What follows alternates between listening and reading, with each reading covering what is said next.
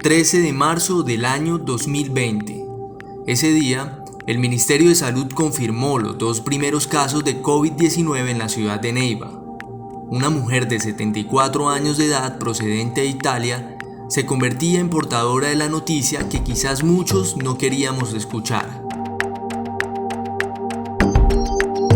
La segunda persona contagiada en la capital del Huila fue una mujer de 64 años, la hermana de la mujer que había llegado desde Europa al departamento. Con esto, Neiva se convertía en la 5ª ciudad del país en registrar casos de coronavirus. En ese momento, la cifra se elevaba a 13 contagiados en Colombia. Días después, se confirmaban más contagios en Neiva, y uno de esos era el sacerdote y docente Ernesto Díaz Cuenca. Sin duda, uno de los casos más mediáticos en su momento, pues fue el primero en ser internado en una unidad de cuidados intensivos por cuenta del rigor del virus. Pues estamos viviendo ya un año de haber comenzado la pandemia COVID-19, que de pronto lo mirábamos como al otro lado del charco hace un año, es decir, nunca pensamos que fuera a llegar tan rápido a Colombia, ni mucho menos que llegara a Neiva, y mucho menos que fuera a llegar al Rodrigo Lara Bonilla, y mucho menos a la vida mía. Me tocó a mí primero, es decir, ya como problema así como central, porque fue el caso primero en Neiva, el más complicado, el más difícil, por todas las redes sociales, ya varias veces me mataron.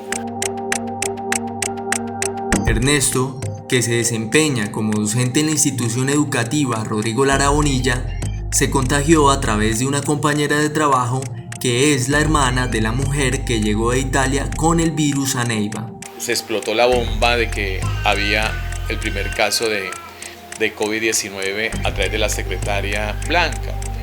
Ya, yo sí unos 2 días antes había ido a la oficina de ella, pero de esas cosas que no voy a pedirle un favor normal, ya. Hasta todavía los profesores se acuerdan que me dicen, Ernesto, usted estaba pidiendo un pegante. Es que yo estaba, entonces vaya donde Blanca, entonces yo me asomé donde ella y yo de pronto me agarré del parar de la puerta de ella para saber, hola Blanca, buenos días, ¿me puede hacer un favor? Y ella me dijo, no tengo, profesor, si quiere dígale a la... Eso fue todo, pero sí le di cara de enferma, pero esas cosas que son caras de gripa, esas cosas que uno no para bolas a esas cuestiones. Y ya eso fue como miércoles y el viernes ya fue la bomba y ya todo el mundo salió corriendo y ya a todo el mundo ya mandaron a guardar. El 17 de marzo, Ernesto empezó a sentir los primeros síntomas del COVID-19, sin imaginarse que estaba contagiado. Esa semana estuve maluco, pero maluco, enfermo, mucha fiebre, mucho dolor de cabeza y después ya como se añadió el escalofrío y después la tos y ya era la siguiente semana. Entonces una amiga me dijo, no, yo lo voy a llevar al médico, fue como el martes, lunes, martes, porque usted se va a morir ahí encerrado en este cuarto donde usted vive y duerme. Tan pronto llegó a la clínica, fue hospitalizado y aislado. 4 días después, fue sometido a una serie de exámenes que dieron un parte médico desalentador. Llegó una enfermera o 2 enfermeros ahí, no sé, me dijeron, toca subirlo a cuidados intensivos. Y así pasó el sábado, el domingo, así, hasta el miércoles o jueves creo, fue cuando me dijeron que no mejora, que la oxidación de la sangre no mejoraba, ya que la tenía muy bajita, entonces que tocaban entubarme. El gesto que yo le dije fue, sí. Y hasta ahí me acuerdo, esa primera parte, hasta ahí me acuerdo. Después ya fueron los 21 días de intubación, de sedado, 21 días, y bueno, y ya después viene el proceso de despertar, de volver otra vez a la realidad, pero fue un proceso muy lento para ir despertando así también, ya, eso no fue que enseguida me di cuenta de las cosas, no, muy desubicado, pero desubicado, ya, es decir, yo pensaba que estaba en otra parte, yo pensaba en eso.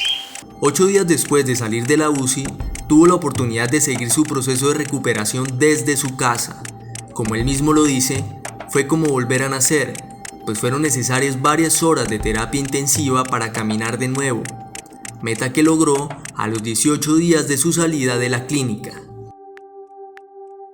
Ernesto dice que la buena alimentación, el amor en familia, actitud mental positiva y ante todo la fe en Dios le ayudaron a superar todas las secuelas del virus y en 2 meses volvió a la normalidad.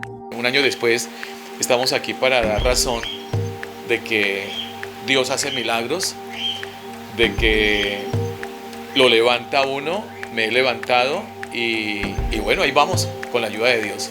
En medio de su relato, el docente y sacerdote asegura que no recibió el trato esperado de parte del personal de salud, pero él mismo justifica esta situación debido a que fue el primero de los casos graves de coronavirus en la ciudad.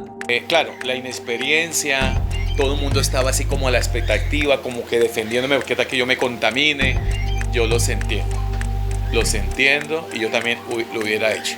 Precisamente, el personal de la salud de la primera línea de batalla contra el coronavirus entraba en alerta y temor a la vez, pues se enfrentaban a un virus que en otros países ya dejaba una cifra de muertes escalofriantes, y aunque ya estaban preparados, era inevitable no sentir miedo. Pues lo difícil es porque nosotros nos enfrentamos a una pandemia que era desconocida, ¿no? Y llegar a la institución y con la zozobra que nos pueda pasar, que la vestimenta, pues a pesar de que nosotros utilizamos los elementos de protección personal siempre cuando vamos a hacer un procedimiento, pero este era más eficaz, tenía que ser protocolo y protocolo. No voy a negar que en un principio me dio mucho miedo, el tema de la pandemia me dio mucho miedo, pues no tanto por mí, sino por mi familia. Más allá de todos los protocolos y cuidados que debían asumir para evitar contagiarse, el rechazo de las personas hacia el personal de la salud fue uno de los momentos más difíciles al inicio de la pandemia. Incluso, en otras regiones del país, médicos y enfermeras fueron agredidos por insensatos que en lugar de reconocer su valiosa labor, los atacaban. También la gente empezó pues como a hacernos a un lado, a rechazarnos por el tema de la pandemia, como si nosotros fuéramos los portadores del virus. Entonces eso nos afectó mucho, yo creo que no solamente a mí, sino a todo el personal de la clínica. Aunque para uno es doloroso, pues yo dejaba todo en manos de Dios, porque pues es complicado y pues por parte uno entiende a la gente, porque de hecho hasta tuve familia que se hizo a un lado totalmente porque creían que yo era portadora del virus por el hecho de trabajar en la clínica. Con el paso de las semanas, los contagios y el número de muertos aumentaban en el Huila. Las medidas restrictivas como la cuarentena le dieron un respiro al sistema de salud para fortalecerse y trabajar en afrontar el primer pico de la pandemia. Toda esa infraestructura de dotación, de recursos que fueron orientados al funcionamiento de esta red hospitalaria, pues garantizaron la preparación. Y muestra de ello es que el primer pico, hacia el mes septiembre-octubre, que fue fuerte, tuvimos la capacidad instalada que nos permitió dar la respuesta hospitalaria. Incluso en esos días del primer pico tuvimos la oportunidad de recepcionar pacientes de los departamentos vecinos y nunca fue declarada en ese momento, en el primer pico, la alerta roja. Siempre estuvimos en alerta naranja con una capacidad instalada que nos permitió responder a la demanda del departamento e incluso apoyar otros departamentos. Pasado el primer pico de la pandemia, hubo un leve descenso en contagios y muertes, pero nuevamente en diciembre llegó una segunda arremetida del virus, pero esta vez con más fuerza. Ese comportamiento epidemiológico de esa segunda ola o pico de la pandemia en el Huila fue más fuerte, fue más acelerado en su ascenso y pues en ese momento también nuestra capacidad instalada fue suficiente para atender. Con un adicional, sí declaramos la alerta roja en aras de preservar la red hospitalaria al servicio del departamento, de los huilenses. Y en ese aspecto fue importante porque, como les expreso, el crecimiento fue mucho más acelerado. Tuvimos mayor número de casos complicados que demandaron unidades de cuidados intensivos, pero nunca estuvimos en la situación de que nos faltaran camas UCI. Incluso en Neiva estuvimos en un 98-99% de ocupación cama UCI, pero la red que teníamos en todo el departamento, la respuesta que teníamos en todo el departamento fue suficiente. Una de las cosas positivas para el departamento en medio de esta crisis es el fortalecimiento de la red hospitalaria, que ahora está mucho más preparada para afrontar cualquier tipo de emergencia sanitaria e incluso un tercer pico de la pandemia. Sin embargo, ahora la atención se centra en el proceso de vacunación que se plantea como una luz de esperanza para superar la crisis. Pese a ello, aún hay unos cuantos escépticos.